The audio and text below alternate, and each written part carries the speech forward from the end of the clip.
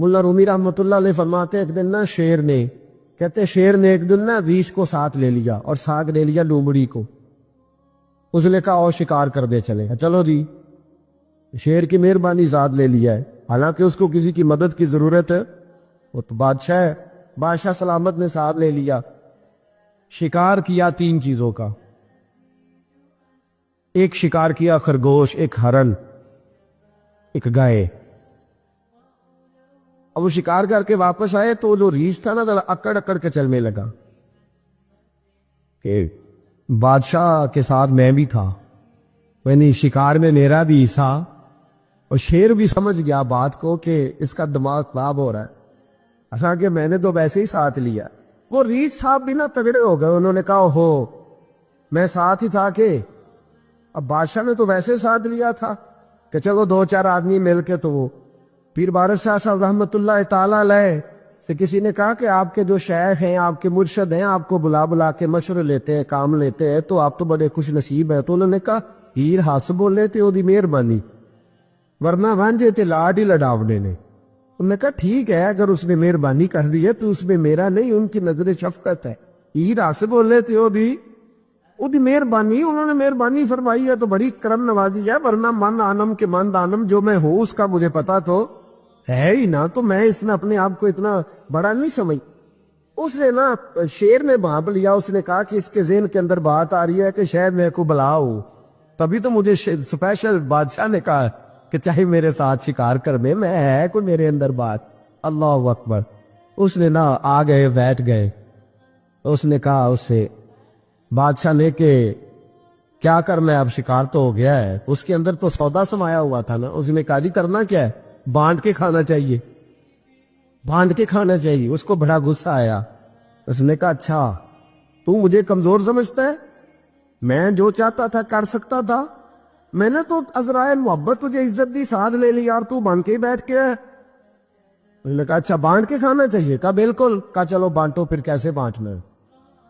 ہرن کا اور بکرے کا گوشت ایک جیسا ہوتا ہے, بلکہ ہرن کا زیادہ مہنگا ہوتا ہے, لذیذ ہوتا ہے. اب اس نے تقسیم کیسی کی جی, اس نے چلاکی کرنی چاہیے. کہنے لگا جی تقسیم سیدھی سی ہے, آپ بڑے ہیں, گائے آپ کی.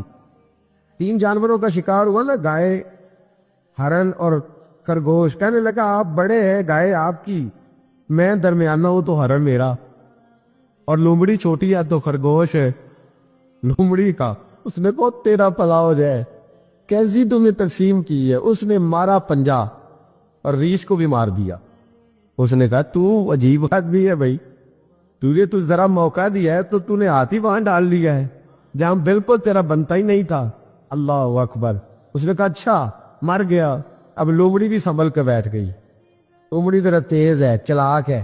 تو ملا رومی علیہ الرحمہ کہتے ہیں, اور شیر کہنے لگا لومڑی سے چل تو تقسیم کر, تو تقسیم کر کیا کرنا چاہیے. تو کہنے لگی بادشاہ سلامت تقسیم بڑی سادی سی ہے, سیرے ناشتہ خرگوش کا کرے, دوپہر کو آپ جب کھانا کھانے لگے تو ہرن تناول فرمائے, اور شام کو ذرا آپ زیادہ کھاتے ہیں تو آپ گائے کھائیں.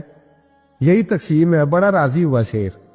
اس نے کہا تو نے یہ تقسیم بڑی اچھی کی ہے, یہ کہاں سے سیکھی ہے؟ کہنے لگی ریچھ کی موت سے سیکھی ہے. ابھی مرا ہے نا میرے سامنے, اس کی موت سے میں نے سیکھی ہے, اس لیے کہ اگر یہ تقسیم نہ کی تو مر میں بھی جاؤں گی.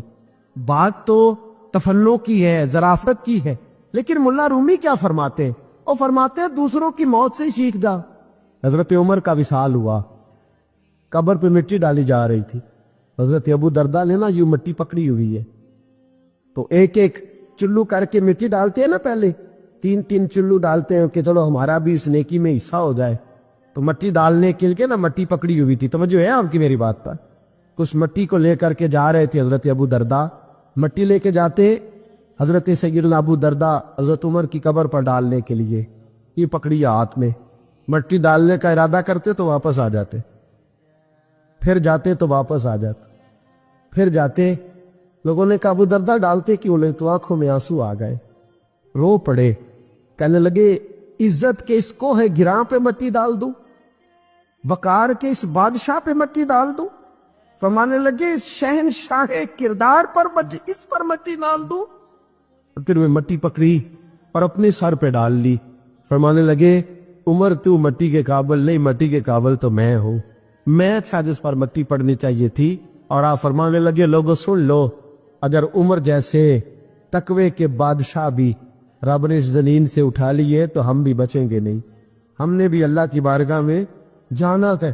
اگر اتنے پاک باز لوگ اگر نیکی ہی دنیا میں رہنے کا سبب ہوتی تو یہ پاک لوگ ہمیشہ دنیا میں رہتے، پر میں اگر یہ چلے گئے تو چلے، ہم نے بھی جانا ہے۔ جو حضور کی پناہ میں آ جاتا ہے نا وہ بچ جاتا ہے۔ اللہ کرے آپ کو سمجھ آئے میری بات کی۔ جو حضور کی پناہ میں آ جاتا ہے وہ جو دنیا دار رہتا ہے، مالدار رہتا ہے، حضور کی پناہ میں نہیں آتا وہ بے سکون رہتا ہے۔ فرماتے یہاں دنیا میں بھی حضور کی پناہ میں آ جاؤ، آج لے ان کی پناہ۔ اور آج دلیل آپ نے ابن ماجہ کی حدیث لکھی ہے، حضرت تمیم داری حدیث کے راوی ہیں، اعلیٰ حضرت نے لکھی ہے، فرماتے ہیں جو حضور کی پناہ میں آیا بچ گیا۔ دلیل دیتے ہیں، فرمایا انسان جانور بھی آتے تھے تو بچ جاتے تھے۔ حضرت تمیم داری رضی اللہ تعالیٰ عنہ فرماتے ہیں کہ ہم کھڑے تھے، ایک اونٹ دوڑتا ہوا آیا، نبی کریم صلی اللہ علیہ وسلم کے پہلے اس نے قدموں پہ سجدے کیے، صحابہ کہنے لگے حضور ہمیں بھی اجازت دیں، فرمایا وہ تو بے زبان ہے، اسے تو پتہ کوئی نہیں، پیش نظر ہے وہ نو بہار، سجدے کو دل ہے بے قرار، روکیے سر کو روکیے یہی تو امتحان ہے۔ فرمایا اسے کیا پتا، تم تو مکلف ہو شریعت کے، تمہیں اجازت نہیں ہے۔ اور اعلیٰ حضرت نے 2 ٹوک لکھا ہے، فرمایا سوائے خدا کے کسی کو تعظیمی سجدہ بھی حرام ہے، یہ نوٹ کر لیں میری بات۔ اور اعلیٰ حضرت نے فتاوی رضویہ میں لکھا ہے کسی قبر پہ جاؤ تو 4 ہاتھ دور کھڑے رہو، اللہ کرے آپ کو سمجھ آئے، کتنے ہاتھ؟ 4 ہاتھ دور کھڑے رہو، سورۃ فاتحہ پڑھو، درود شریف پڑھو، جس قبر پہ گئے ہو ان کی روح کو اصال ثواب کرو، ان کے وسیلے سے دعا مانگو۔ اعلیٰ حضرت فرماتے ہیں قبر کو سجدہ بالاتفاق حرام ہے، طواف قبر کا کرنا بالاتفاق حرام ہے، بوسہ لینے میں اختلاف ہے کہ جائز ہے کہ ناجائز ہے، لیکن بوسے سے بھی چونکہ شک پڑتا ہے تو فرماتے ہیں احمد رضا کی رائے یہ ہے کہ بوسہ لینے سے بھی بچا جائے۔ وہ آ گیا تو اس سے اگلی باتیں کرتا ہے، بس خاموش رہ، باادب رہ اور پیچھے رہ۔ تو حضرت تمیم داری کہتے ہیں یہ حدیث اعلیٰ حضرت نے لکھی ہے لمن والولا میں، فرماتے ہیں کہ اونٹ نے پہلے سجدہ کیا، قدم چومے، پھر اس نے حضور کے کان میں کوئی بات کہی، روزے دے دوالے نے غلامہ دیاں ٹولیاں، ایک پہ سن دے کروڑاں دیاں بولیاں، یعنی اونٹ نے بات کی تو حضور نے وہ بھی سن لی۔ اعلیٰ حضرت کہتے ہیں جو پناہ میں آتا ہے بچ جاتا ہے۔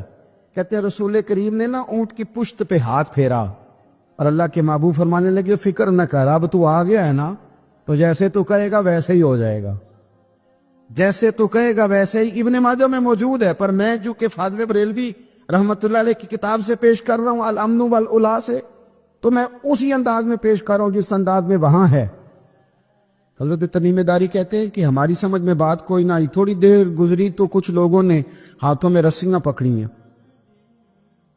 خنجر پکڑے ہیں، دوڑے آئے، یا رسول اللہ یہ ہمارا اونٹ ہے۔ حضرت تمیم داری کہتے ہیں میں نے دیکھا کہ جب وہ آ گئے نا خنجر لے کے تو اونٹ حضور کے پیچھے چھپ گیا، آج لے ان کی پناہ، آج مدد مانگ ان سے، وہ حضور کے پیچھے چھپ گیا۔ تو کہتے ہیں کہ نبی کریم صلی اللہ تعالی علیہ وسلم نے فرمایا کیا مسئلہ ہے بھائی؟ یا رسول اللہ ہمارا اونٹ ہے، ذبح کرنے لگے تھے دوڑ آیا ہے۔ تو حضور فرمانے لگے وہ تو تمہاری شکایت کر رہا ہے۔ وہ کہتا ہے یا رسول اللہ میں نے برسوں ان کی نوکری کی، برسوں میں نے بڑی نوکری کی۔ صحیح کہتا ہے یا رسول اللہ؟ ٹھیک کہتا ہے حضور، اب بوڑھا ہو گیا ہوں، تھوڑا زیادہ بوجھ نہیں اٹھا سکتا تو مجھے ذبح کر کے کھانا چاہتے ہیں، میں مرنا نہیں چاہتا۔ نبی کریم فرمانے لگے اچھے لوگ یہ صلہ دیتے ہیں؟ انہوں نے کہا عرض کی حضور آپ حکم کر دیں، ہم اس کو چھوڑ دیتے ہیں یا رسول اللہ، نہیں ذبح کریں گے، خدمت کریں گے۔ حضور فرمانے لگے نہیں اب میرے پاس آیا ہے نا، اب میں نے واپس نہیں کرنا، آج ہو گیا ہے، آج لے ان کی پناہ، آج مدد مانگ ان سے، آج ہو گیا یا رسول اللہ پھر رکھ لیں۔ حضور نے فرمایا نہیں بھائی پیسے بتاؤ کتنے؟ یا رسول اللہ نہیں کچھ نہیں۔ نبی کریم علیہ السلام نے فرمایا نہیں بتاؤ کتنے، بتاؤ کتنے؟ انہوں نے کہا حضور ایک دفعہ ریٹ لگایا تھا تو 100 دینار لگا تھا، حضور نے فرمایا بلال دے دو 100 دینار، 100 دینار دے دیا۔ اعلیٰ حضرت فرماتے ہیں دیکھو ان کی پناہ میں آنے کی برکتیں کتنی ہیں، ان سے کہا تم جاؤ، وہ چلے گئے۔ حضور نے پشت پہ ہاتھ پھیرا، فرمایا جا تو آزاد ہے۔ حضرت تمیم داری کہتے ہیں وہ پہلے گیا پھر پلٹ کے آیا، اس نے نبی پاک کے کان میں کو بات کی، کئی باتیں کی، پر میں ایک بات کرتا ہوں، کئی باتیں کی، ایک بات کی تو حضور رو پڑے۔ اونٹ چلا گیا، ہم نے عرض کی حضور یہ کیا کہہ گیا ہے؟ تو محبوب فرمانے لگے یہ کہہ گیا یا رسول اللہ جس طرح آپ نے مجھے چھری سے بچایا ہے، میں دعا کرتا ہوں اللہ آپ کی امت کو جہنم سے محفوظ فرمائے، اللہ جہنم سے بچائے آپ کی امت، اس طرح مجھے چھری سے آپ نے محفوظ کیا۔ اعلیٰ حضرت فرماتے ہیں کن چکروں میں پڑے ہوئے ہو، کن چکروں میں؟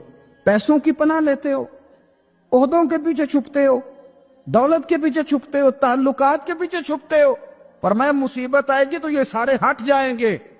اگر پناہ لینی ہے تو مدینے والے محبوب کی پناہ لو، دروازے رسول پہ آؤ، نبی کریم کی بارگاہ میں جھکو، حضور سے پیار کرو۔ اعلیٰ حضرت فرماتے ہیں محبوب کا ادب کرو، رسول اللہ کی غلامی کرو۔ فرماتے ہیں پھر کے گلی گلی تباہ، ٹھوکریں سب کی کھائے کیوں، دل کو جو عقل دے خدا تو تیری گلی سے جائے کیوں۔ اور فرمانے لگے جان ہے عشق مصطفیٰ، روز فزوں کرے خدا، جس کو ہو درد کا مزہ وہ ناز دوا اٹھائے کیوں، جس کو ہو درد کا مزہ وہ ناز دوا اٹھائے کیوں۔ انہوں نے محبوب کریم کی محبت کا پیغام دیا، صحابہ کی محبت کا، بولیے صحابہ کی محبت کا پوری کتاب لکھی حضرت صدیق اکبر جناب عمر کے فضائل پر۔ اور مزے کی بات یہ ہے کہ اعلیٰ حضرت نے نا اردو شاعروں میں سے کسی کو توفیق نہیں ہوئی حضور کو شہنشاہ کہنے کی، اعلیٰ حضرت نے کہا میرے نبی شہنشاہ ہیں۔ دلیل کیا دی؟ فرمانے لگے پڑھو ترمذی، حضور نے فرمایا میرے 2 وزیر زمینوں میں ہیں 2 آسمانوں میں ہیں۔ زمین کے 2 وزیروں کے نام ابو بکر اور عمر ہیں، آسمان کے 2 وزیر ہیں جبریل اور میکائیل۔ اعلیٰ حضرت کہنے لگی حضور وزیر تو کسی شہنشاہ کے ہی ہوتے ہیں، پھر کہہ لو نا شہنشاہ۔ تو پھر فرمانے لگے حاجیو آؤ شہنشاہ کا روضہ دیکھو، حاجیو آؤ شہنشاہ کا روضہ دیکھو، کعبہ تو دیکھ چکے اب کعبے کا بھی کعبہ دیکھو، کعبہ تو دیکھ چکے اب کعبے کا بھی، غور سے سن تو رضا کعبے سے بھی آتی ہے صدا، میری آنکھوں سے میرے پیارے کا روضہ دیکھو۔ اعلیٰ حضرت نے ساری زندگی اور صحابہ کرام کی بات کی، اہل بیت کی بات کی، اولیاء کی بات کی، صوفیاء کی بات کی، دفاع کیا سب کا، سب کے شانوں میں لکھا، امت کو بتلایا کہ اپنے بزرگوں سے جڑے رہو گے تو بچے رہو گے۔ اعلیٰ حضرت نے طنز کرنے سے، تنقید کرنے سے، بلا وجہ غلطیاں نکالنے سے اور ایک دوسرے پر لان تان کرنے سے ہمیں بچنے کو کہا۔ اعلیٰ حضرت فرماتے ہیں کوئی علم اگر آ جائے نا تو اس کا معنی یہ نہیں کہ سب کو جاہل سمجھ لینا چاہیے۔ سمجھ آ رہی ہے میری بات کی؟ ہم جس شعبے میں بھی ہوتے ہیں نا سامنے والے کو ان پڑھ ہی سمجھتے ہیں۔ مولویوں کے بارے میں بعض لوگوں کا خیال ہے کہ یہ پتہ نہیں کون سی مخلوق ہے، ان کو کیا پتا دنیا داری کا۔ میں صحیح کہہ رہا ہوں۔ اسی طرح جو میرے شعبے سے تعلق رکھنے والے لوگ ہیں وہ کہتے ہیں شاید سارے تاجر 2 نمبر طریقے سے ہی مال کماتے، یہ ہو نہیں سکتا، ایسا ہو نہیں سکتا۔ ہمیں نا دوسروں کی اہمیت کی خبر رکھنی چاہیے، ہم ایک دوسرے سے پیار، ہم طنز کرتے ہیں، تنقید کرتے ہیں، فاضل بریلوی منع کرتے تھے، آپ فرماتے یہ طریقہ درست، ہم جب غلطیاں نکالنے پہ جاتے ہیں تو معاذ اللہ اتنا اوپر بن جاتے ہیں کہ معاذ اللہ ثم معاذ اللہ اللہ رسول تک پہنچ جاتے۔ اعلیٰ حضرت کے زمانے میں ایک شخص نے کہہ دیا نبی پاک کا خیال آئے تو نماز ٹوٹ جاتی، عقل ہے نا جی جہاں مرضی لے جاؤ۔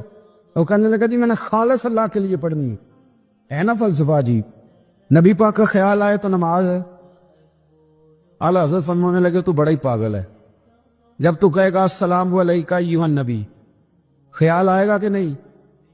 فرمانے لگے تو بڑا ہی نادان ہے، جب تو کہے گا اللہم صلی علی محمد وعلی خیال آیا کہ نہیں آیا؟ فرمانے لگے تو نبی پاک کی بات کرتا ہے، نماز میں تو ابا اماں کا بھی خیال آتا ہے، ربنا اغفر لی والدیّ۔ فرمانے لگے ربے کے خیال سے نہیں ٹوٹتی تو مدینے والے کے خیال سے کیسے ٹوٹ گئی؟ فرمانے لگے بڑا ہی بیوقوف ہے تو۔ اعلیٰ حضرت فرمانے لگے تو کہتے حضور کا خیال آئے تو ٹوٹ جاتی ہے؟ فرمانے لگے جب تک حضور کا خیال آئے نہ نماز ہوتی ہی نہیں، جب تک حضور کا خیال نہ آئے نماز ہوتی ہی نہیں، سوال ہی نہیں پیدا ہوتا۔ لوگوں نے کہا جناب وہ کس طرح؟